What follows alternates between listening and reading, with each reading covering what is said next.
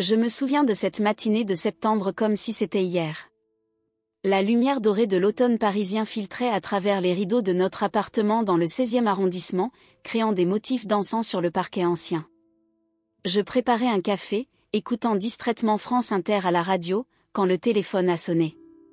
Ce son banal, presque quotidien, allait pourtant diviser ma vie en deux parties distinctes, l'avant et l'après.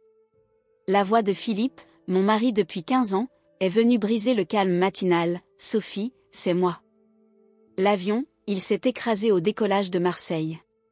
Tes parents n'ont pas survécu. Ces mots m'ont frappé comme des pierres, chaque syllabe plus lourde que la précédente. J'ai serré le combiné si fort que mes jointures ont blanchi, mon esprit refusant d'accepter cette vérité insupportable. C'est impossible, ai-je murmuré, ma voix méconnaissable même à mes propres oreilles. Je leur ai parlé hier soir. Ils étaient si heureux de rentrer de leur séjour en Provence. Philippe a poursuivi avec des détails que je n'arrivais pas à assimiler. Quelque chose à propos d'une défaillance technique juste après le décollage de l'aéroport de Marignane. 54 passagers. Aucun survivant. Les mots s'entrechoquaient dans ma tête sans faire sens, comme des fragments d'un cauchemar dont je ne pouvais m'échapper. Je me suis effondrée sur le carrelage froid de la cuisine, le téléphone toujours collé à mon oreille.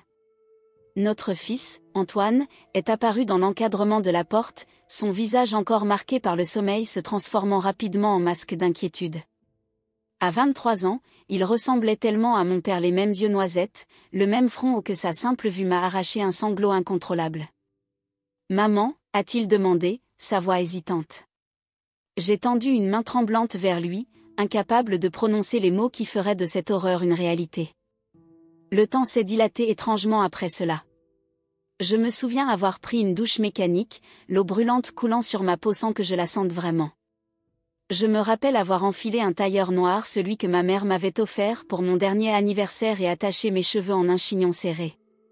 Comme si le contrôle de mon apparence pouvait compenser le chaos intérieur qui me dévorait. À midi, je parcourais les couloirs aseptisés de l'hôpital Saint-Antoine, où les corps avaient été transportés. L'odeur de désinfectant amplifiait ma nausée, chaque murmure du personnel médical me semblait une trahison de leur mémoire. Dans ma tête résonnait notre dernière conversation, le rire chaleureux de ma mère, Eliane, me racontant leur visite au Calanque, la voix grave de mon père, Marcel, m'encourageant à finaliser mon exposition de photographie à la Galerie du Marais. « Tu as toujours eu l'œil pour capturer la beauté cachée des choses », m'avait-il dit. Je me demandais si je pourrais jamais regarder à travers un objectif sans ressentir ce vide abyssal. Le médecin légiste, un homme aux traits tirés et au regard compatissant, m'a guidé vers une petite salle aux murs vert pâle. « Madame Leroy, je suis sincèrement désolé », a-t-il dit doucement. Et l'identification formelle a déjà été effectuée grâce au dossier dentaire, mais si vous souhaitez les voir. J'ai secoué la tête. Je voulais conserver intact le souvenir de leur visage souriant, pas cette version brisée que la mort leur avait imposée.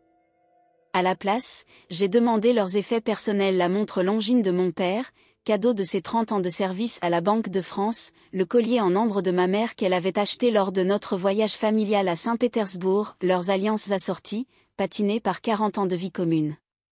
Ces objets ordinaires, soudain investis d'une importance sacrale, ont été placés dans un sac en plastique transparent qu'on m'a remis avec une formalité administrative déconcertante. La bureaucratie de la mort, froide et efficace, m'a semblé presque aussi cruelle que la perte elle-même.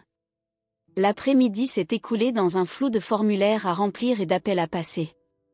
Ma sœur Camille, en déplacement professionnel à Montréal, s'effondrait à l'autre bout du monde. Les voix de la famille élargie, oncles, tantes, cousins exprimaient leur choc et leur tristesse, mais semblaient provenir d'une dimension parallèle, inatteignable à travers le brouillard de ma douleur. Quand je suis finalement rentrée à l'appartement ce soir-là, le silence m'a frappée avec une force physique. Les traces de mes parents étaient partout, le livre de Modiano que mon père avait oublié lors de sa dernière visite, encore ouvert sur notre table basse, le foulard en soie de ma mère accroché au porte-manteau dans l'entrée, leur message sur notre répondeur, nous souhaitant bon courage pour la semaine, enregistré juste avant leur départ pour la Provence. Je me suis dirigée vers le salon comme un automate. Sur la cheminée en marbre, la photographie de mes parents lors de leurs noces d'argent luisait doucement dans la lumière du soir. Ils étaient debout devant leur maison de campagne en Bourgogne, les vignobles s'étendant à perte de vue derrière eux. Ma mère, élégante dans sa robe bleu lavande, son bras passé autour de la taille de mon père qui souriait avec cette fierté tranquille qui le caractérisait tant. Cette image semblait maintenant se moquer du vide béant dans mon âme. Je me suis effondrée sur le canapé, les larmes brouillant la pièce en ombres indistinctes. Philippe a tenté de me prendre dans ses bras, mais son toucher me semblait étranger, presque intrusif. Je voulais m'envelopper dans ma douleur comme dans un linceul, la garder pure et intacte. Comment pouvait-il comprendre ? Ses parents vivaient toujours dans leur confortable appartement lyonnais, discutant politique autour de repas dominicaux interminables. Antoine s'est assis à mes pieds, appuyant sa tête contre mes genoux comme il le faisait enfant. Ce geste simple a percé momentanément la bulle de mon isolement. J'ai passé mes doigts dans ses cheveux épais, trouvant un bref réconfort dans ce contact. « Ils étaient si fiers de toi », ai-je murmuré, ma voix rauque de larmes contenues. « De nous », a-t-il corrigé doucement. « Papy parlait toujours de ta résilience, tu sais. » Ma résilience. Ce mot résonnait comme une cruelle ironie alors que je me sentais plus fragile qu'une feuille d'automne, prête à me désintégrer au moindre souffle. Pourtant, quelque part dans les profondeurs de mon désespoir, j'ai senti une minuscule étincelle, pas d'espoir, pas encore, mais peut-être de détermination. Une volonté de traverser cette nuit noire, ne serait-ce que pour honorer leur mémoire. Je savais alors, regardant cette photo qui capturait un bonheur désormais hors d'atteinte, que ma vie ne serait plus jamais la même. Ce qui restait à découvrir, c'était la personne que je deviendrais dans ce monde où mes parents n'existaient plus. Le chagrin a ses propres rituels, sa propre temporalité. Les jours qui ont suivi l'accident se sont écoulés dans une succession de formalités macabres: l'identification des corps, les arrangements funéraires, les avis de décès dans le Figaro et le quotidien régional bourguignon. Je me mouvais comme une somnambule, guidée par l'inertie plus que par une volonté consciente. La cérémonie s'est déroulée à l'église Saint-Germain-des-Prés, où mes parents s'étaient mariés 42 ans plus tôt. Un flot continu de visages, certains familiers, d'autres à peine reconnaissables, défilaient devant moi, murmurant des condoléances qui glissaient sur moi sans pénétrer le cocon de ma douleur. Camille était finalement arrivée de Montréal, ses yeux rougis et son teint blafard témoignant de son propre voyage à travers les cercles du deuil. Le soir des funérailles, épuisé par le poids des convenances sociales, j'ai ouvert une bouteille de Chablis, celui que mon père conservait pour les grandes occasions, et j'ai écouté Camille raconter des anecdotes de notre enfance jusqu'à ce que nos larmes se mêlent à nos rires. Une catharsis fragile mais nécessaire. C'est le lendemain que tout a basculé une seconde fois. À peine avais-je commencé à apprivoiser l'idée du deuil que j'ai découvert une autre forme de trahison, plus insidieuse car venant de ceux en qui j'avais placé ma confiance la plus absolue. J'étais assise dans le bureau de Maître Fournier, le notaire familial, un homme austère aux lunettes demi-lune qui nous avait convoqués pour la lecture du testament. Philippe et Antoine m'encadraient, leurs mains occasionnellement posées sur mes épaules en geste de soutien apparent. Avant de procéder, a commencé Maître Fournier, je tiens à exprimer mes sincères condoléances pour votre perte, Madame Leroy. Vos parents étaient des clients de longue date et des personnes d'une grande intégrité. J'ai hoché la tête, la gorge trop serrée pour répondre. Le notaire a ajusté ses lunettes et sorti un document officiel de sa chemise en cuir patiné. Je vais maintenant procéder à la lecture des dernières volontés de Monsieur et Madame Dubois, a-t-il annoncé d'une voix monocorde. Ce qui a suivi reste gravé dans ma mémoire avec une clarté douloureuse. Selon ce document, daté de 6 mois auparavant, la maison familiale en Bourgogne, cette belle bâtisse du XVIIIe siècle nichée au cœur des vignobles de Meursault, où j'avais passé tous mes étés d'enfance, était léguée à Antoine, mon fils unique.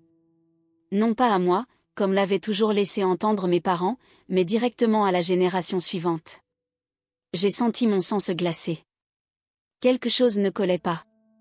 Mes parents m'avaient toujours dit que cette propriété, dans la famille depuis 3 générations, me reviendrait avant de passer à Antoine.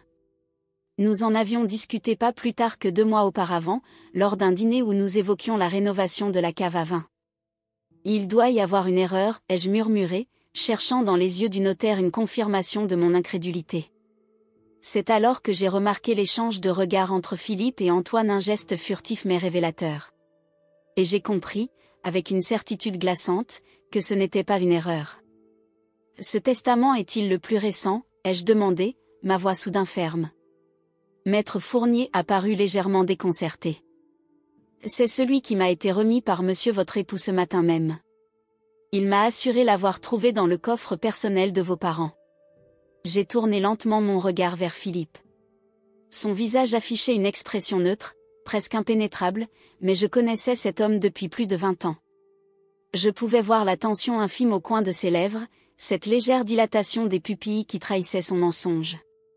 Je vois, ai-je dit simplement, refusant de créer une scène dans ce bureau aux boiseries sombres et aux épais rideaux de velours vert. J'ai plié soigneusement ma copie du testament et l'ai rangée dans mon sac. Le trajet du retour s'est déroulé dans un silence pesant. Antoine regardait obstinément par la fenêtre de la voiture, évitant mon regard. Philippe conduisait avec une concentration exagérée, commentant inutilement l'état de la circulation parisienne. J'observais ses mains sur le volant, ses mains qui, la veille encore, essuyaient mes larmes et je me demandais depuis combien de temps il planifiait cette trahison. À peine avions-nous franchi le seuil de notre appartement que Philippe a laissé tomber son masque de compassion. Il s'est dirigé droit vers notre chambre et a sorti ma valise du dessus de l'armoire.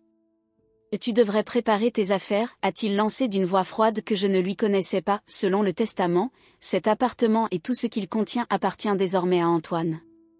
J'ai cru à une plaisanterie cruelle. De quoi parles-tu? Cet appartement est à nos deux noms. Il n'a rien à voir avec l'héritage de mes parents. Philippe a éclaté d'un rire sec, dénué de toute chaleur. Tu oublies que nous l'avons acheté avec l'argent que tes parents nous ont prêté il y a 12 ans? Un prêt qui, selon ce même testament, est transformé en donation à Antoine. C'est absurde, me suis-je écrié, cherchant du soutien dans les yeux de mon fils. Mais Antoine se tenait dans l'embrasure de la porte, son visage fermé comme une huître. Antoine, tu sais que ce n'est pas ce que tes grands-parents voulaient. Ils voulaient que j'aie un avenir assuré, a-t-il répondu d'une voix étrangement détachée. Papa dit que c'est la meilleure façon d'honorer leur mémoire. La trahison était complète. Mon mari et mon fils, unis dans un complot pour me dépouiller de tout ce qui me restait de mes parents. La douleur du deuil s'est métamorphosée en une rage froide, puis en une humiliation brûlante. Philippe a ouvert brusquement les portes des placards et commencé à jeter mes vêtements sur le lit. Tu as jusqu'à ce soir pour rassembler tes affaires personnelles. Le reste fait partie de l'héritage. Mes affaires personnelles, ai-je répété, incrédule. J'ai choisi chaque meuble, chaque tableau de cet appartement. J'ai passé 15 ans à construire ce foyer. Et maintenant, tu vas devoir recommencer ailleurs, a-t-il rétorqué sans me regarder, continuant son œuvre de destruction méthodique. Dans un état second, j'ai observé mes possessions être traitées comme des déchets. Mes livres d'art, ma collection de photographies, les cadeaux accumulés au fil des années, tout était jeté pêle-mêle dans des cartons ou simplement abandonné sur le sol. Je suis resté paralysé, incapable de comprendre comment cet homme que j'avais aimé, avec qui j'avais construit une vie, pouvait se transformer en cet étranger cruel. C'est une photo qui a brisé ma torpeur, celle de mes parents tenant Antoine nouveau-né, leur visage rayonnant de fierté. Philippe s'apprêtait à la jeter dans un carton marqué « Débarras » quand j'ai bondi pour la lui arracher des mains. « Ne touche pas à ça », ai-je sifflé, serrant le cadre contre ma poitrine comme un talisman. Ses yeux se sont plissés. « Tu as 1 heure » a-t-il déclaré avant de sortir de la pièce, Antoine sur ses talons. Les mains tremblantes, j'ai rempli une valise avec le strict minimum, quelques vêtements, mes documents importants, mon appareil photo et les objets personnels de mes parents récupérés à l'hôpital. Chaque objet que je choisissais de prendre ou d'abandonner était une torture, un choix impossible entre différentes parties de mon identité. Je suis passé devant la cuisine où Antoine était assis, fixant son téléphone avec une concentration feinte. En sentant ma présence, il a levé les yeux, et pendant un instant fugace, j'ai cru voir une lueur de remords dans son regard. Mais il a rapidement détourné les yeux, retournant à son écran comme à un refuge. Tu regretteras d'avoir participé à cela, ai-je dit doucement. Pas parce que tu m'auras blessé, mais parce que tu auras trahi les valeurs que tes grands-parents ont essayé de t'inculquer. Il n'a pas répondu, mais ses épaules se sont imperceptiblement affaissées. Sur le seuil de l'appartement, j'ai jeté un dernier regard à ce qui avait été ma vie. Les murs vert pâle du salon que j'avais peint moi-même, la bibliothèque en chêne que nous avions fait venir de Bretagne, les rideaux en lin que ma mère m'avait aidé à coudre. Chaque détail portait l'empreinte de mon amour, de mon travail, de mes choix. Et maintenant, tout cela appartenait à un homme qui avait révélé sa véritable nature et à un fils qui avait choisi son camp. Avec une dignité puisée dans les tréfonds de mon être, j'ai refermé la porte derrière moi, sachant que je ne reviendrai jamais la même personne que j'avais été en franchissant ce seuil pour la première fois, 15 ans plus tôt. Les réverbères du boulevard Saint-Germain projetaient des halos jaunâtres sur le pavé humide. Une fine brune parisienne, cette pluie douce et persistante que les touristes détestent mais que les locaux acceptent comme partie intégrante du charme de la ville, avait commencé à tomber. Ma valise roulait derrière moi, son cliquetis régulier scandant mes pas incertains. Chaque mètre parcouru me séparait davantage de la vie que j'avais connue, et l'inconnu devant moi s'étendait comme un gouffre sans fond. Je me suis arrêtée devant la vitrine illuminée du café de Flore, observant les silhouettes animées à l'intérieur des couples qui riaient, des amis qui trinquaient, des solitaires absorbés dans la lecture. La normalité de ces scènes me semblait obscène face au cataclysme qui venait de ravager mon existence. Comment le monde pouvait-il continuer à tourner alors que le mien s'était effondré ? Mon reflet dans la vitre m'a surprise. Cette femme aux traits tirés, aux yeux rougis et aux cheveux désordonnés ne ressemblait en rien à la Sophie Leroy que je connaissais, cette photographe respectée dont les expositions attiraient la critique parisienne, cette épouse et mère qui organisait des dîners appréciés par tout notre cercle social.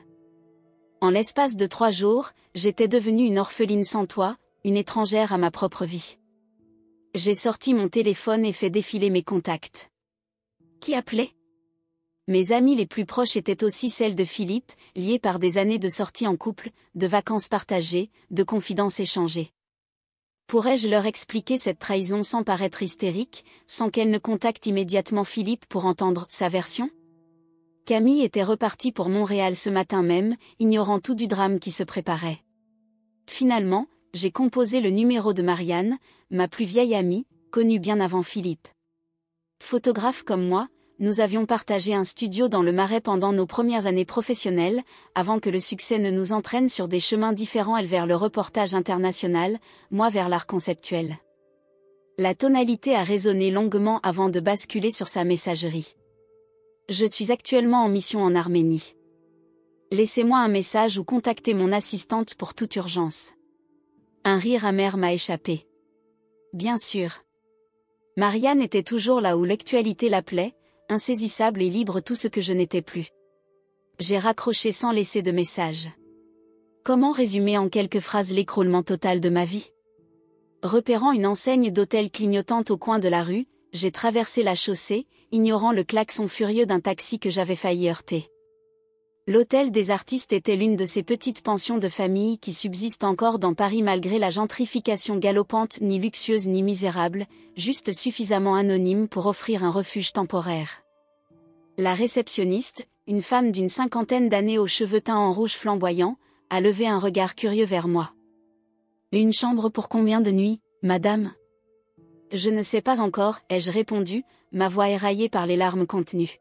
« Disons, 3 nuits pour commencer. » Elle m'a observé un instant, ma tenue élégante mais froissée, mon visage défait, ma valise de marque avant de hocher imperceptiblement la tête.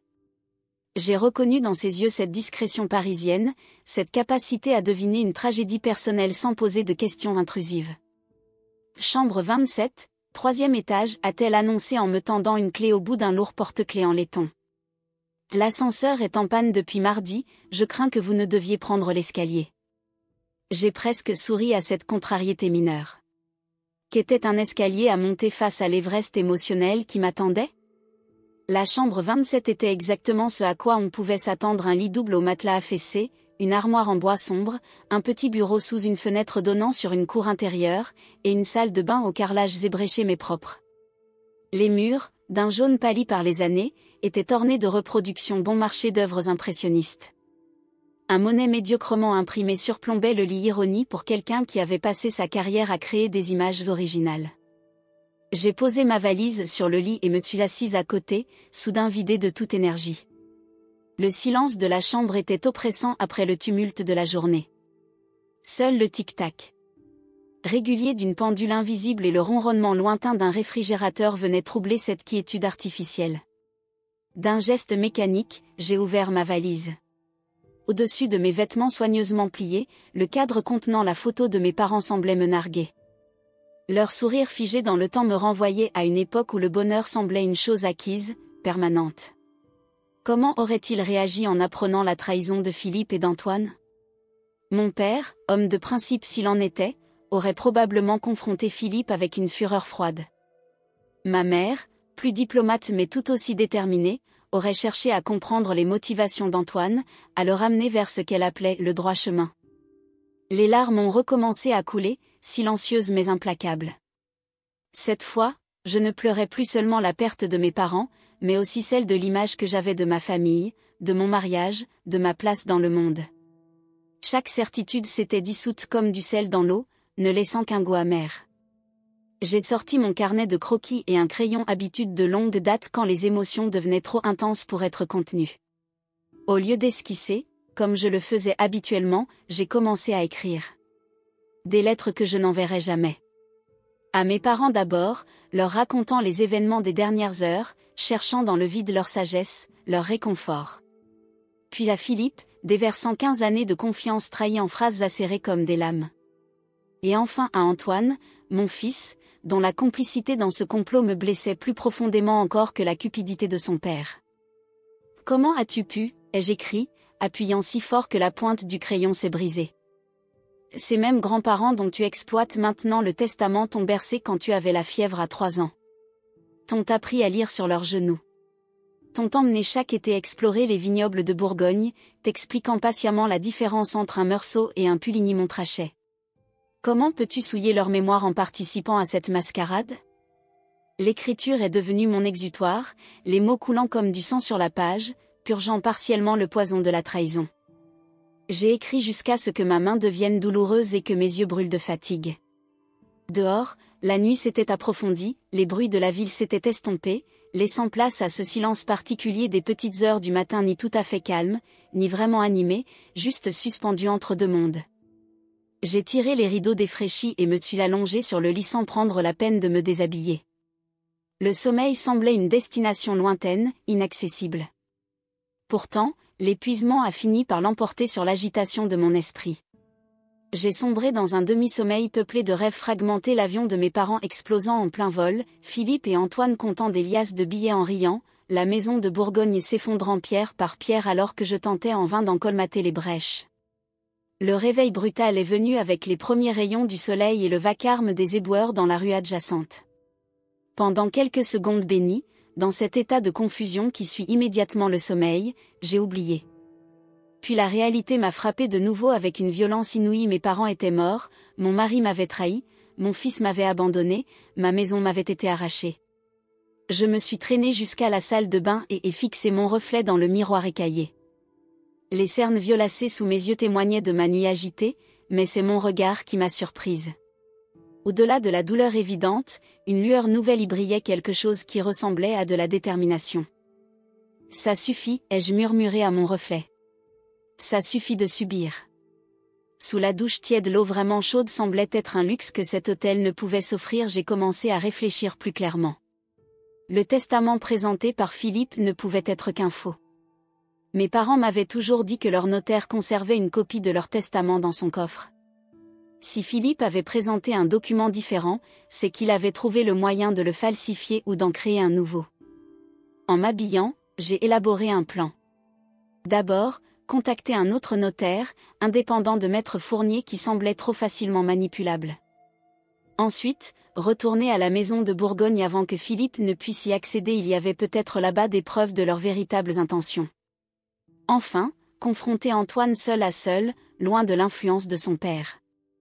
Malgré sa trahison, je connaissais mon fils. Il y avait une faille dans sa détermination, un doute que j'avais perçu dans son regard fuyant. Pour la première fois depuis l'appel fatidique annonçant la mort de mes parents, je sentais renaître en moi une forme d'énergie. Non pas de l'espoir, c'était encore trop tôt, mais une résolution farouche.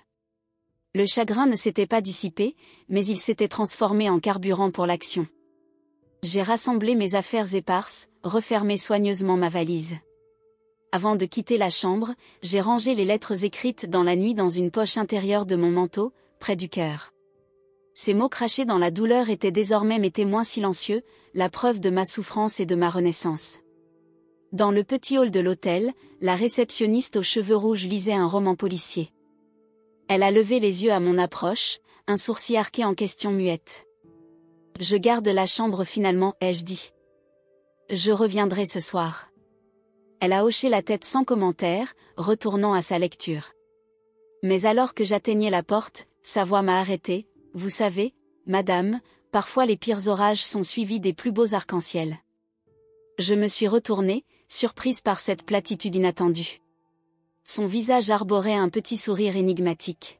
« J'ai vu beaucoup de gens franchir cette porte en 20 ans, a-t-elle poursuivi. Ceux qui entrent comme vous brisés mais pas vaincus sont généralement ceux qui ressortent plus forts. » J'ai senti un sourire fragile étirer mes lèvres. « Merci, ai-je simplement répondu avant de sortir dans l'aube parisienne. Le monde extérieur m'a accueilli avec son indifférence habituelle, passant pressé, terrasse de café se préparant pour la journée, pigeons se disputant des miettes sur le trottoir. Mais pour la première fois depuis le début de cette épreuve, cette indifférence ne me semblait plus hostile. Au contraire, l'anonymat de la ville m'offrait un espace de liberté, une toile vierge sur laquelle reconstruire. Avec une détermination nouvelle, j'ai hélé un taxi. « Gare de Lyon, s'il vous plaît, ai-je indiqué au chauffeur. Le premier train pour Dijon partait dans 40 minutes. Je serais à Meursault avant midi, dans la maison familiale avant que Philippe ne puisse soupçonner mon intention. » Alors que le taxi s'engageait dans la circulation matinale, j'ai respiré profondément. L'aube qui se levait sur Paris n'effaçait pas les ténèbres de la nuit précédente, mais elle promettait au moins un champ de bataille éclairé pour le combat qui m'attendait. Le TGV filait à travers la campagne française, dévorant les kilomètres entre Paris et la Bourgogne. Assise près de la fenêtre, je regardais le paysage défiler, d'abord la banlieue parisienne avec ses immeubles gris et ses zones industrielles, puis progressivement les champs verdoyants, les forêts denses et enfin les collines douces tapissées de vignobles qui annonçaient l'approche de la Côte d'Or. Ce trajet, je l'avais fait des centaines de fois auparavant, mais jamais dans ces circonstances, jamais avec ce mélange de détermination et d'appréhension qui me nouait l'estomac. Dans le reflet de la vitre, j'ai aperçu mon visage encore marqué par les larmes, mais déjà différent. Plus dur, peut-être. Ou simplement plus lucide. La femme qui avait quitté Paris ce matin n'était plus celle qui s'était effondrée dans son salon 3 jours plus tôt. La douleur restait, bien sûr, comme une présence constante, un compagnon indésirable mais fidèle. Mais elle avait désormais un objectif, une direction. J'ai sorti mon téléphone et vérifié mes messages. Rien de Philippe.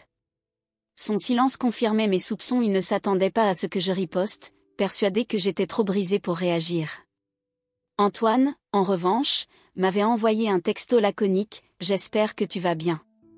On devrait parler. » Je l'ai lu plusieurs fois, cherchant entre les lignes un indice de remords, de doute, ou même de manipulation. Impossible à dire. Je l'ai laissé sans réponse. À Dijon, j'ai loué une petite Citroën C3 bien loin de la Audi que je conduisais habituellement, mais parfaite pour passer inaperçue. Sur la route vers Meursault, j'ai fait un détour par Beaune, m'arrêtant devant l'étude de Maître Clément, un notaire que mes parents consultaient occasionnellement pour des questions relatives à leur propriété viticole. Sans rendez-vous, j'ai dû attendre presque 2 heures dans la salle d'attente austère, feuilletant distraitement de vieux numéros de Paris Match, avant qu'il ne puisse me recevoir. « Madame Leroy » m'a-t-il accueilli en se levant de son imposant bureau en acajou. « Mes sincères condoléances pour vos parents. Une perte terrible pour toute la région, votre père était très respecté parmi les vignerons. » J'ai hoché la tête, reconnaissante pour ces mots sincères.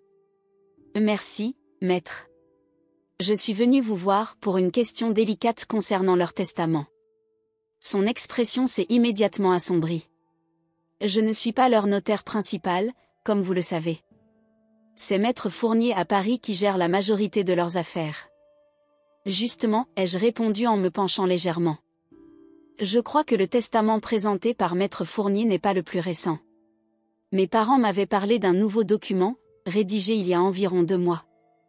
Ils voulaient s'assurer que la maison familiale me reviendrait directement. Maître Clément a plissé les yeux, visiblement mal à l'aise. « Madame, je ne peux pas m'immiscer dans les affaires d'un confrère sans preuve concrète. Je ne vous le demande pas. Je veux simplement savoir s'ils ont déposé une copie chez vous, comme mon père l'avait évoqué. Il a hésité, puis s'est levé pour consulter un registre épais. En effet, Marcel votre père est venu me voir fin mars. Il a déposé un document scellé en me demandant de le conserver en sécurité. Il a précisé que c'était une copie de leur Nouveau Testament, mais je n'en connais pas le contenu. Mon cœur s'est accéléré. Ce document, pouvez-vous me le remettre? Passant l'autorisation d'un juge, j'en ai peur. Mais... Il s'est interrompu, semblant peser ses mots. Si vous avez des raisons de croire que le testament présenté est un faux, vous pouvez demander une expertise graphologique et contester devant le tribunal. Je serais alors obligé de produire ce document. J'ai acquiescé lentement. Je comprends. Merci pour votre franchise, maître. Avant de partir, j'ai remarqué une lueur de compassion dans son regard. Votre père était un homme prudent, Madame le roi. S'il a pris la peine de venir déposer ce document ici, c'est qu'il avait ses raisons.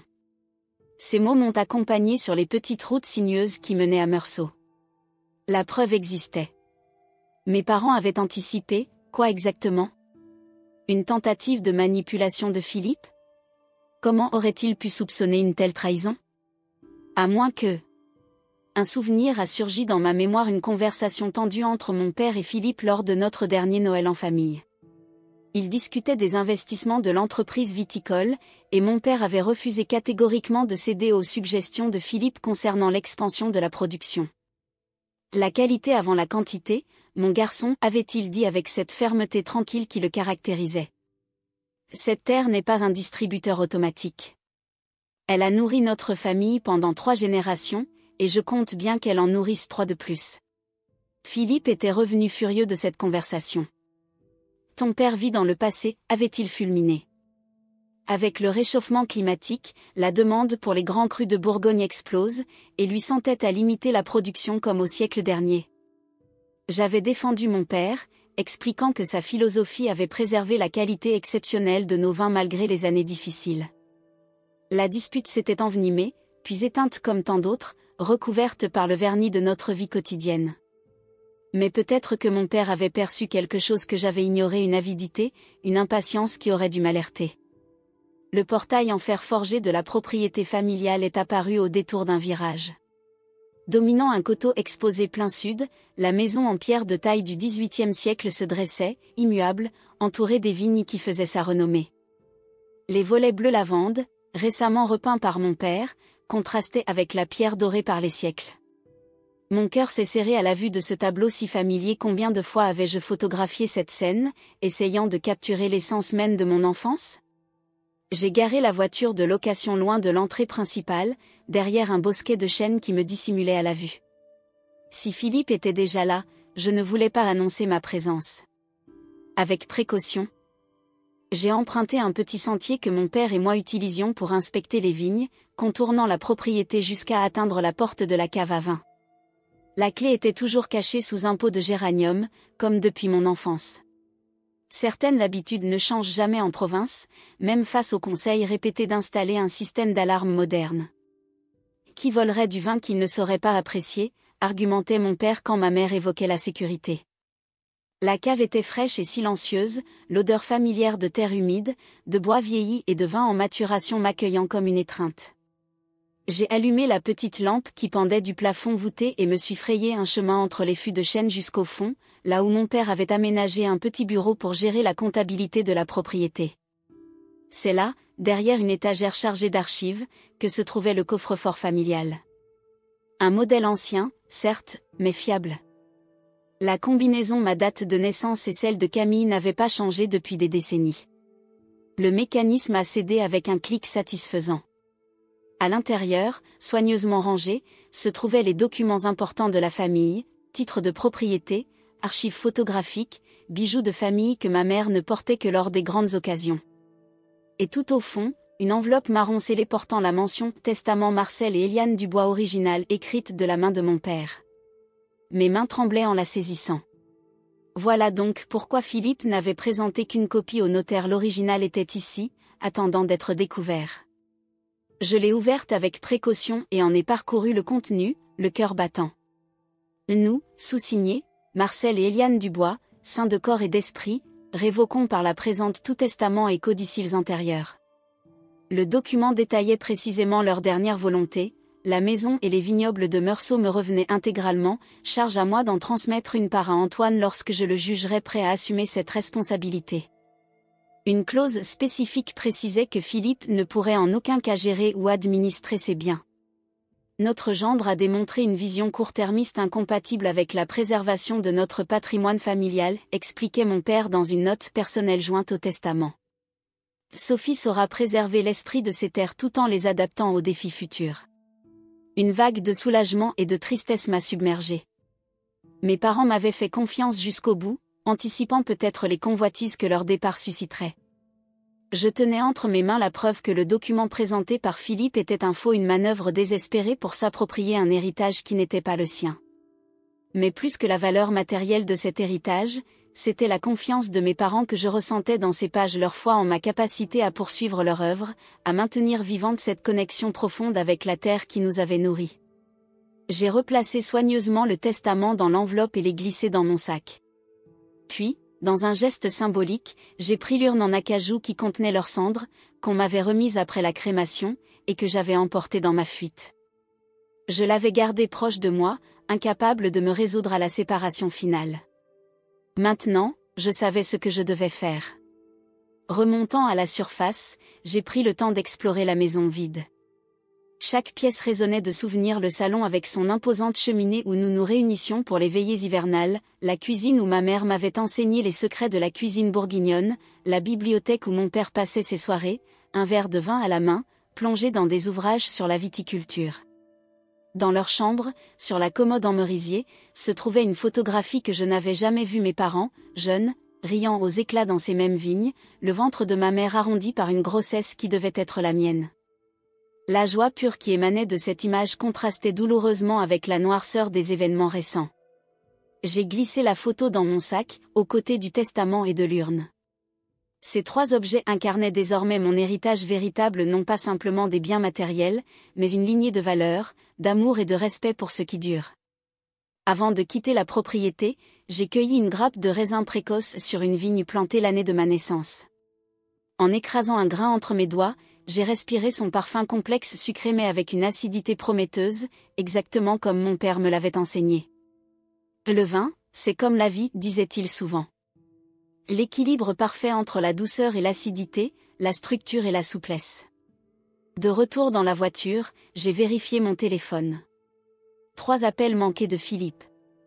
Un message d'Antoine: papa sait que tu es parti pour la Bourgogne. Il est furieux. Fais attention.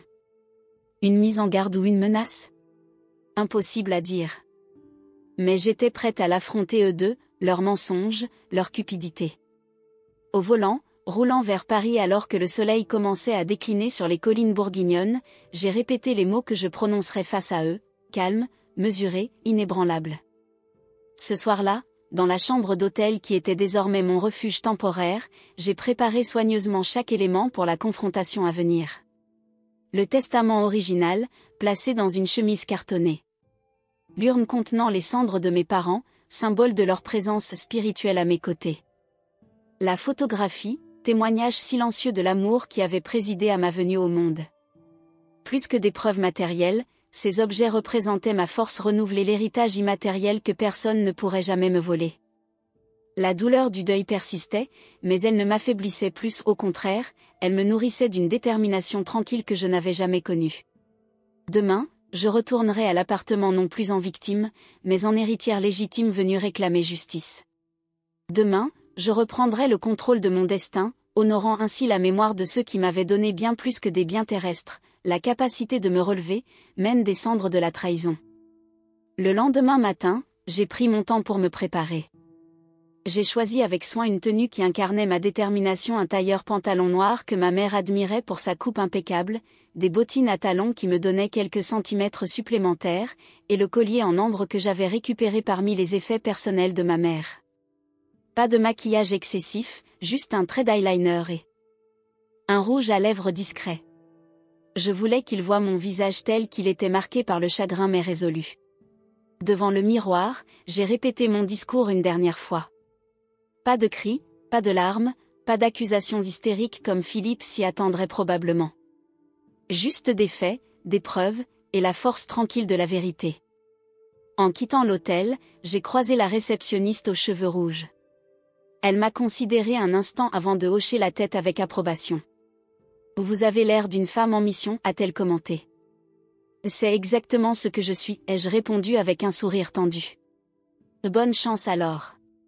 Et n'oubliez pas quoi qu'il arrive, votre chambre vous attend. » Cette offre d'un refuge, aussi modeste soit-il, m'a réchauffé le cœur. Dans la tempête des derniers jours, il était étrangement réconfortant de savoir qu'un lit, une douche et une oreille attentive m'attendaient, quelle que soit l'issue de la confrontation à venir. J'ai pris le métro jusqu'à la station Saint-Germain-des-Prés, l'urne soigneusement emballée dans mon sac, le testament original dans une pochette à part.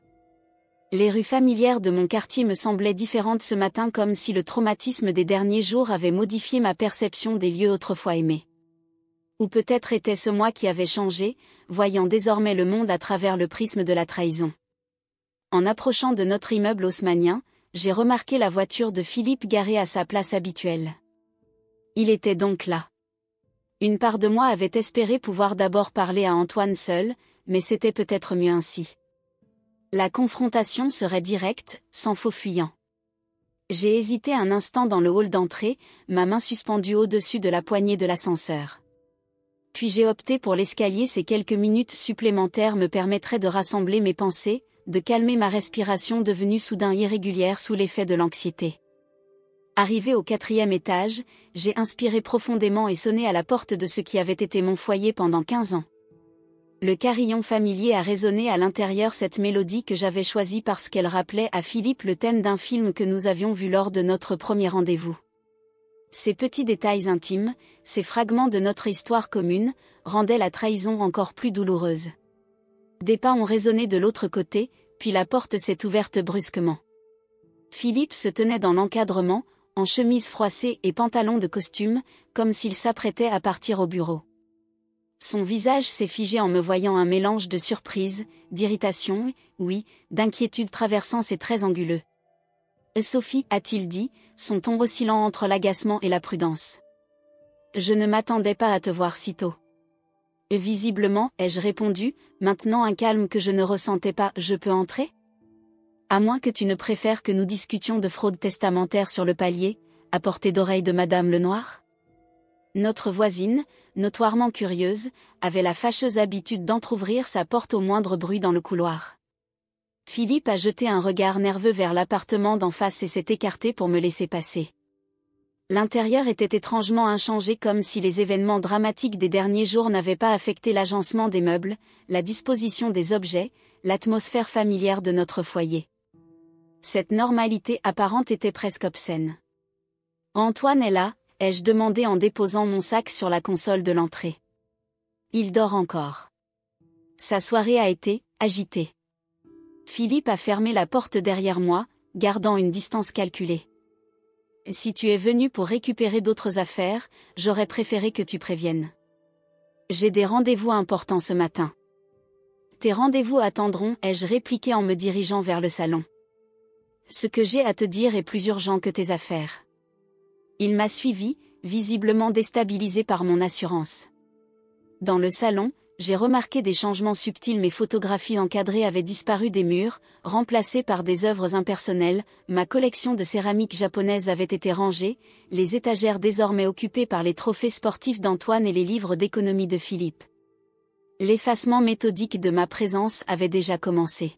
« Vas-y, je t'écoute » a dit Philippe en consultant ostensiblement sa montre, cette Patek Philippe que mes parents lui avaient offerte pour nos 10 ans de mariage. « Mais sois brève. » Au lieu de répondre, j'ai sorti l'urne de mon sac et l'ai posée délicatement sur la table basse.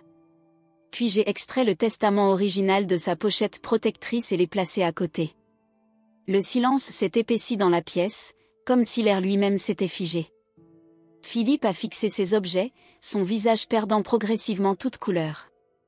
Une veine battait sur sa tempe, signe de tension extrême que j'avais appris à reconnaître au fil des années. « Qu'est-ce que c'est » a-t-il demandé, sa voix soudain rauque. Tu sais parfaitement ce que c'est, ai-je répondu calmement. L'original du testament de mes parents. Celui que tu as soigneusement évité de présenter à Maître Fournier. Celui qui stipule clairement que la maison et les vignobles de Meursault me reviennent, et que tu n'as aucun droit de gestion sur ces propriétés. Ses yeux ont vacillé entre l'urne et le document, comme s'il cherchait désespérément une échappatoire à cette situation. C'est absurde, a-t-il tenté, mais sans conviction. Ce document pourrait être un faux. Tu pourrais l'avoir fabriqué toi-même. Vraiment ? Avec le sceau officiel de Maître Clément ? Avec les signatures authentifiées de mes parents ? Avec la copie conforme déposée chez le notaire à Beaune ? J'ai marqué une pause. Tu n'es pas si stupide, Philippe. Tu sais que ta supercherie est découverte. Il s'est laissé tomber dans un fauteuil, son arrogance s'effondrant comme un soufflet mal préparé. Pendant un instant, j'ai vu le masque se fissurer pour révéler l'homme acculé qu'il était devenu, cet homme que j'avais aimé, avec qui j'avais partagé ma vie, mes rêves, mon lit. Cet homme qui, confronté à l'opportunité d'un enrichissement facile, n'avait pas hésité à me trahir. « Qu'est-ce que tu veux ?» a-t-il finalement demandé. « Justice. Vérité. Et mes clés, pour commencer. » Un bruit dans le couloir nous a interrompus. Antoine se tenait dans l'encadrement de la porte, les cheveux ébouriffés, le regard encore embrumé de sommeil.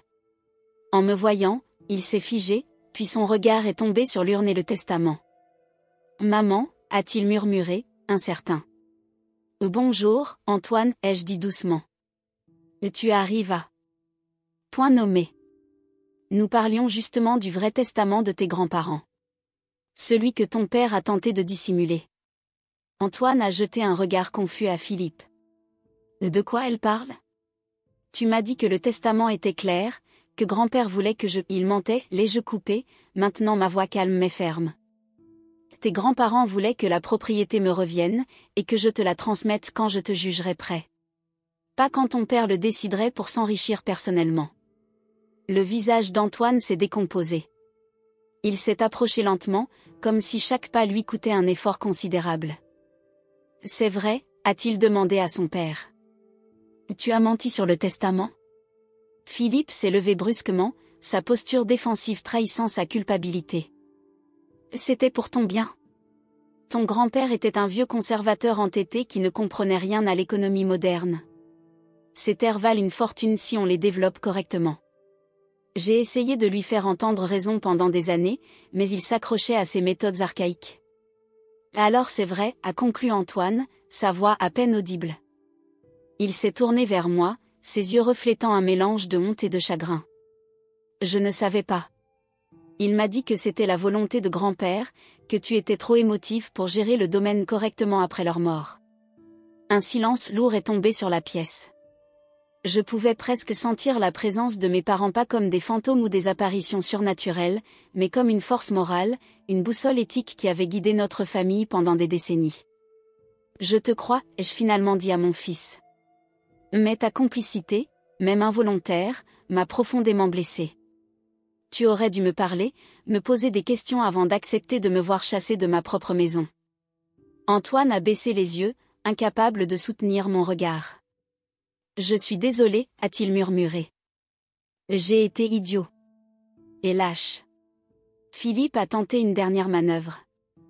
Tu ne peux pas prouver que ce testament est plus récent que celui que j'ai présenté. Les dates sont clairement indiquées, l'ai-je interrompu. Et Maître Clément a consigné dans son registre la date exacte du dépôt. Sans parler des témoins dont les signatures apparaissent en bas de chaque page. Tu veux vraiment engager une bataille juridique, Philippe ? Exposer ta tentative de fraude au grand jour ? Risquer ta réputation, ton emploi, peut-être même des poursuites pénales ? Son visage s'est crispé dans une grimace que je ne lui connaissais pas, un mélange de rage impuissante et de calcul désespéré. Pendant un instant, j'ai cru qu'il allait s'emporter physiquement. Puis, aussi soudainement que l'orage menaçait, il s'est calmé, son expression redevenant ce masque policé qu'il portait en société. « Que proposes-tu, alors » a-t-il demandé d'un ton faussement détaché. « Une séparation immédiate. Je reprends possession de cet appartement qui, contrairement à tes mensonges, est bien à mon nom également. Tu as jusqu'à ce soir pour rassembler tes affaires personnelles. Pour le reste, nos avocats s'en chargeront. Et moi, a demandé Antoine d'une petite voix qui m'a rappelé l'enfant qu'il avait été. J'ai ressenti une vague de tendresse malgré tout ce garçon perdu entre deux adultes, manipulé par son propre père. Et tu es toujours mon fils, ai-je dit doucement. Cette maison reste aussi la tienne, si tu le souhaites. Mais nous aurons besoin de temps pour reconstruire la confiance. Philippe s'est levé, rajustant machinalement sa cravate, ce geste familier qu'il faisait toujours avant d'affronter une situation délicate au bureau. « Et tu ne peux pas effacer 15 ans de mariage comme ça, a-t-il dit, mais son ton manquait de conviction. « Je n'efface rien, ai-je répondu. Je tire les conséquences de tes propres actes. De ta cupidité. De ta trahison alors que je venais de perdre mes parents. » Antoine s'est approché de l'urne, l'effleurant du bout des doigts avec révérence. « Qu'est-ce que tu comptes faire, avec eux ?» a-t-il demandé. « Les ramener à Meursault, ai-je répondu. C'est là qu'ils appartiennent. Dans la terre qu'ils ont tant aimée. » Philippe a ramassé sa veste et son attaché-caise, comprenant peut-être que la bataille était perdue du moins pour aujourd'hui. « Tu le regretteras, a-t-il lancé en se dirigeant vers la porte. Cette maison, ce domaine, c'est trop pour toi seul. Tu finiras par me supplier de revenir. J'ai soutenu son regard sans ciller. L'adieu, Philippe. La porte s'est refermée derrière lui avec un claquement sec, comme un point final à un chapitre de ma vie. Antoine et moi sommes restés face à face, un gouffre invisible mais bien réel nous séparant toujours. Je vais faire du café, a-t-il finalement proposé, brisant le silence pesant. On a beaucoup à discuter, je crois. J'ai acquiescé, touché par ce geste simple, le premier pas vers une possible réconciliation. Tandis qu'il s'affairait dans la cuisine, j'ai caressé doucement l'urne qui contenait les cendres de mes parents. Vous aviez raison, ai-je murmuré. Comme toujours. La lumière de la fin de matinée filtrait à travers les rideaux, illuminant le salon d'une clarté nouvelle.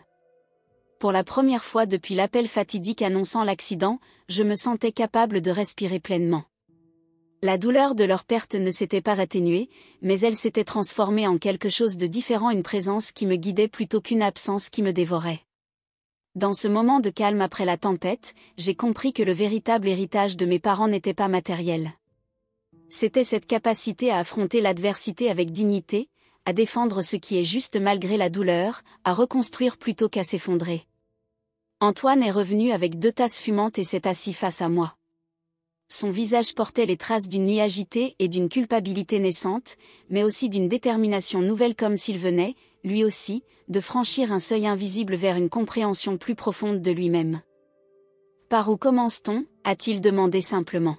« Par la vérité, ai-je répondu. Et toujours par la vérité. Le printemps bourguignon est une saison de renaissance. Après les mois froids et gris, la nature s'éveille avec une vigueur presque insolente, bourgeons gonflés de promesses sur les vignes taillées, premières fleurs perçant la terre encore fraîche, lumière dorée caressant les collines ondulantes. C'est la saison des possibles, des recommencements, des cycles qui se perpétuent malgré les interruptions humaines. 3 semaines s'étaient écoulées depuis la confrontation avec Philippe. 3 semaines de bouleversements administratifs, de discussions houleuses avec les avocats, de nuits d'insomnie. Peuplé de doutes et de questions sans réponse. Mais aussi 3 semaines de redécouverte de moi-même, de ma résilience, de ma capacité à exister seule après 15 ans de vie partagée. Ce matin-là, j'avais quitté Paris aux premières lueurs de l'aube. La procédure de divorce était lancée, pour faute, avait insisté mon avocat, Maître Rousseau, une femme à l'efficacité redoutable qui ne laissait aucune place aux sentimentalités. Philippe avait finalement cédé sur la plupart des points, comprenant peut-être que la bataille juridique qu'il s'apprêtait à mener était perdue d'avance face aux preuves accablantes. Antoine m'accompagnait dans ce voyage, une décision qu'il avait prise lui-même, sans que j'aie besoin de le convaincre. Notre relation restait fragile, marquée par des silences gênés et des conversations trop polies, mais sa présence à mes côtés pour cette journée particulière représentait un pas significatif vers la réconciliation. « Tu crois qu'ils auraient approuvé ?» a-t-il demandé alors que nous empruntions la petite route sinueuse menant à la propriété. Sa voix trahissait une incertitude que je ne lui connaissais pas, lui qui, à 23 ans, affichait habituellement cette assurance propre à la jeunesse privilégiée. Oui, ai-je répondu sans hésitation. C'est exactement ce qu'ils auraient voulu. Revenir à la terre qui les a nourris pendant toutes ces années. La propriété nous a accueillis dans la lumière matinale, plus belle encore que dans mes souvenirs. Les vignes s'étendaient à perte de vue, leurs rangs parfaitement alignés témoignant du soin méticuleux que mon père leur avait toujours accordé. Au loin, le village de Meursault se dessinait, son clocher roman perçant le ciel d'un bleu limpide. Jérôme Petit, le régisseur du domaine qui travaillait avec mon père depuis plus de 30 ans, nous attendait devant la maison. Son visage buriné par des décennies passées au grand air s'est éclairé en nous voyant approcher. « Madame Sophie » a-t-il dit simplement en me serrant brièvement dans ses bras, geste inhabituel pour cet homme réservé. « C'est bon de vous voir prendre la relève. » Ces mots simples m'ont touché plus profondément que tous les discours élaborés prononcés lors des funérailles. Jérôme avait connu mes parents dans leur quotidien, dans leur rapport à la terre et au vin qu'ils produisaient avec tant d'amour. Son approbation tacite validait d'une certaine façon ma légitimité à poursuivre leur œuvre. « Je vais avoir besoin de vos conseils, Jérôme, ai-je admis. Mes connaissances en viticulture sont théoriques. Je vais devoir apprendre sur le terrain. » Il a hoché la tête, un sourire discret étirant ses lèvres fines. « Votre père disait toujours que vous aviez l'œil pour la photographie et pour le vin. Le reste s'apprend, madame. » Antoine, qui était resté légèrement en retrait, s'est avancé, tendant maladroitement la main au régisseur. « Monsieur Petit, je suis désolé pour tout ce qui s'est passé. » Jérôme l'a considéré un instant, puis a serré sa main avec une franchise simple. « C'est le présent qui compte, monsieur Antoine. Et l'avenir. » Ensemble, nous avons pénétré dans la maison que j'avais décidé d'habiter désormais au moins pendant cette première année de transition. L'appartement parisien, malgré sa récupération légale, portait trop de souvenirs douloureux. Ici, entouré des vignes et des collines, je pouvais respirer, penser, envisager un futur différent de celui que j'avais planifié avec Philippe. La matinée a été consacrée aux préparatifs de la cérémonie intime que j'avais imaginée pour mes parents. Pas de rituel religieux conventionnel, ils n'étaient pas pratiquants, mais quelque chose de plus personnel, de plus connecté à leur philosophie de vie. À midi, un petit groupe s'est réuni dans le jardin situé derrière la maison. Jérôme et sa femme Mathilde, Lucien et Geneviève Moreau, les propriétaires du domaine voisin et amis de longue date de mes parents, Sophie Dufour, l'institutrice retraitée qui avait enseigné à ma mère puis à moi-même à l'école du village. Et bien sûr, Antoine et moi. Camille n'avait pu se libérer de ses obligations professionnelles à Montréal, mais avait envoyé une lettre que je comptais lire pendant la cérémonie. Dans un coin préservé du jardin, là où ma mère avait l'habitude de cultiver des herbes aromatiques, j'avais creusé un trou suffisamment profond pour accueillir l'urne et le jeune chêne truffier que j'avais choisi pour marquer l'emplacement. Ce n'était pas un hasard, mon père vouait une passion aux truffes et avait toujours rêvé d'en cultiver sur la propriété, un projet qu'il remettait perpétuellement à l'année prochaine. Nous sommes réunis aujourd'hui, ai-je commencé, ma voix légèrement tremblante malgré ma détermination à rester forte, non pas pour dire adieu à Marcel et Eliane Dubois, mais pour célébrer leur retour à cette terre qu'ils ont tant aimée. Le petit groupe a écouté en silence tandis que je partageais quelques anecdotes sur mes parents, leur rencontre à la fête des vendanges de 1972, la détermination de mon père à sauver le domaine familial alors en difficulté. L'engagement de ma mère auprès des enfants du village à travers des ateliers d'art plastique qu'elle animait bénévolement chaque été. Il n'était pas parfait, ai-je poursuivi avec un sourire nostalgique. Papa pouvait être têtu comme une mule quand il s'agissait de ses méthodes de vinification. Maman avait cette manie de réarranger les meubles au milieu de la nuit quand l'inspiration la prenait. Ils se disputaient parfois avec passion sur la politique, sur l'art, sur la meilleure façon de préparer le bœuf bourguignon. Des sourires complices ont parcouru l'assemblée, chacun reconnaissant ces traits de caractère si particuliers qui faisaient de mes parents des personnes uniques, irremplaçables. Mais ils partageaient une conviction profonde, ai-je ajouté, ma voix gagnant en assurance. Celle que nous ne sommes que les gardiens temporaires de cette terre, que notre devoir est de la préserver et de l'améliorer pour ceux qui viendront après nous. C'est cet héritage que je m'engage à honorer aujourd'hui. J'ai fait signe à Antoine de s'approcher. Avec une solennité touchante, il a saisi l'urne que je lui tendais et l'a délicatement déposée dans la terre fraîchement retournée. Nos doigts se sont frôlés durant ce passage, contact fugace mais chargé d'une émotion intense, d'une promesse tacite de réconciliation. Ensemble, nous avons positionné le jeune chêne au-dessus de l'urne, veillant à ce que ses racines encore fragiles soient correctement disposées. Puis chaque personne présente a pris une poignée de terre pour la répandre autour de l'arbre geste ancestral qui transcende les croyances et les époques, symbole universel du cycle de la vie. De la terre à la terre, ai-je murmuré en laissant couler entre mes doigts la dernière poignée d'humus. Mais jamais vraiment parti.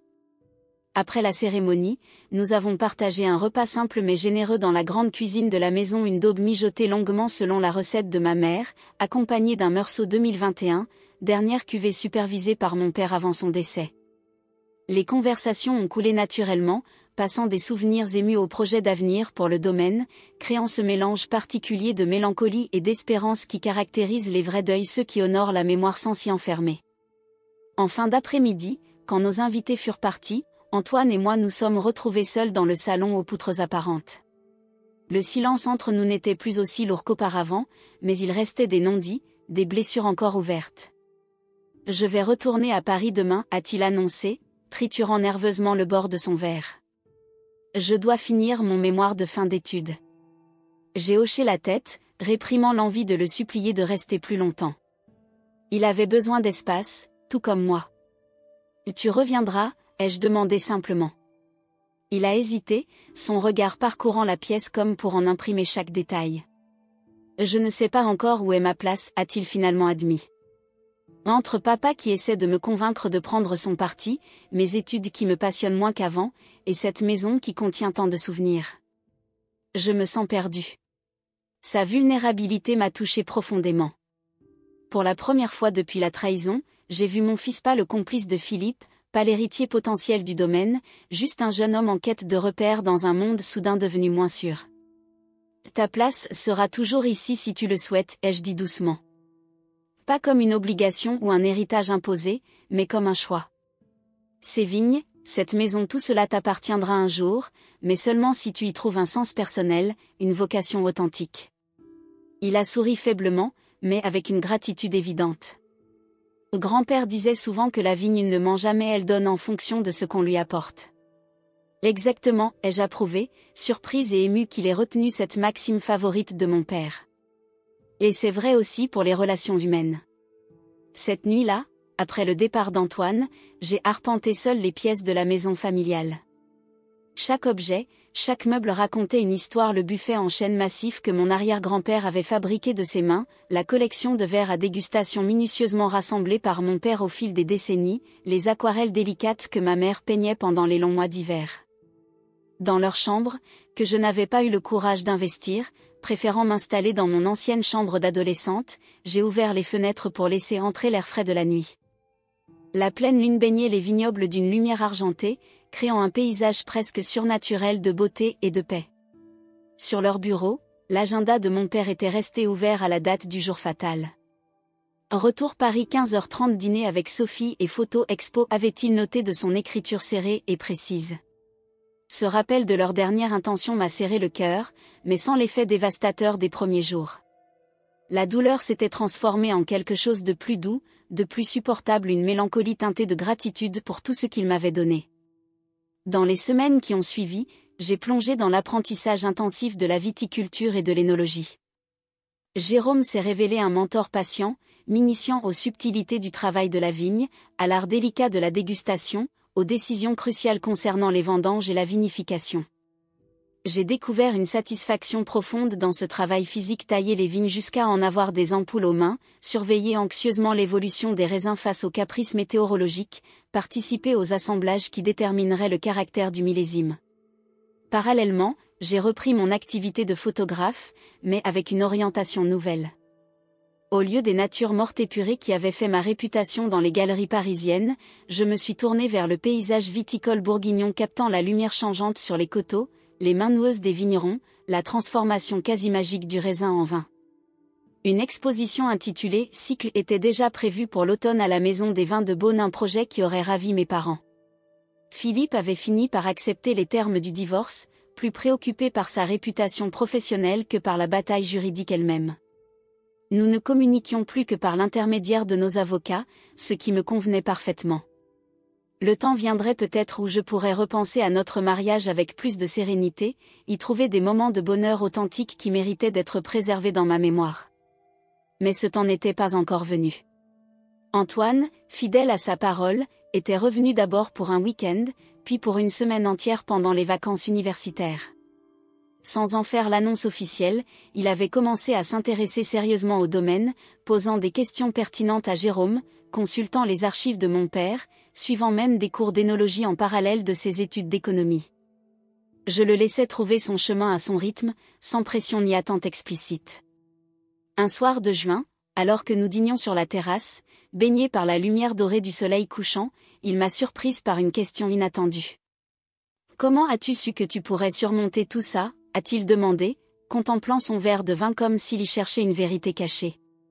La perte de papy et mamie, la trahison de papa, le déracinement. Comment as-tu trouvé la force ? J'ai pris le temps de réfléchir, observant le jeune chêne qui avait déjà gagné quelques centimètres au-dessus de la dernière demeure de mes parents. Je ne l'ai pas su, ai-je finalement répondu avec honnêteté. J'ai simplement continué à avancer, un jour après l'autre. Et puis un matin, j'ai réalisé que je respirais plus librement, que je pouvais penser à eux sans que la douleur ne m'étouffe immédiatement. Ce n'est pas que la souffrance disparaît, elle se transforme. Elle devient partie intégrante de qui tu es, mais elle ne te définit plus entièrement. Antoine a hoché la tête, semblant vraiment comprendre pour la première fois.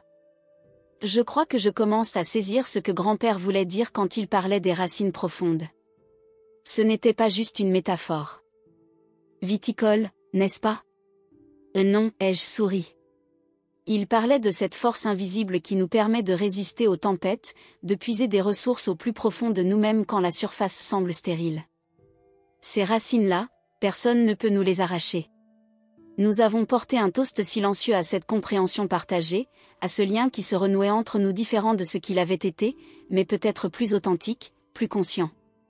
Plus tard cette nuit-là, incapable de trouver le sommeil malgré la fatigue, je suis sorti marcher dans les vignes sous un ciel criblé d'étoiles. L'air était imprégné des parfums de la terre et des plantes, cette odeur particulière qui annonce l'été en Bourgogne. En passant près du jeune chêne, j'ai posé ma main sur son écorce encore tendre.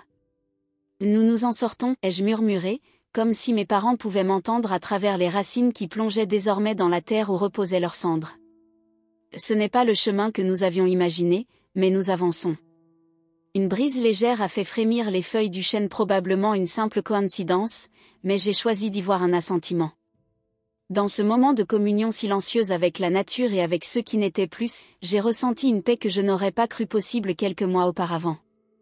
La maison que j'avais perdue à Paris n'avait finalement été qu'un contenant important certes, chargé de souvenirs, mais remplaçable. La véritable demeure était ici, dans cette connexion profonde avec la terre, avec l'héritage immatériel de ceux qui m'avaient précédé, avec les valeurs qu'ils m'avaient transmises. En regagnant la maison sous le ciel étoilé, j'ai compris que le véritable renouveau ne venait pas de l'effacement du passé, mais de sa transformation en terreau fertile pour l'avenir. Comme les vignes centenaires qui puisent leur caractère dans les millésimes successifs, certains glorieux, d'autres difficiles, j'avais intégré cette épreuve à mon histoire personnelle, la transformant en source de force plutôt qu'en blessure permanente. Demain serait un nouveau jour. Les vignes auraient besoin d'attention, les projets de photographie attendraient d'être développés, les relations humaines continueraient leur lent processus de guérison et de transformation. Et j'étais prête à y faire face, non pas malgré ce que j'avais traversé, mais grâce à cela. Car de la perte la plus profonde peut naître la plus inattendue des floraisons. Cette vérité, mes parents la connaissaient intuitivement. Et maintenant, plantée comme eux dans cette terre bourguignonne, j'avais finalement appris à la faire mienne.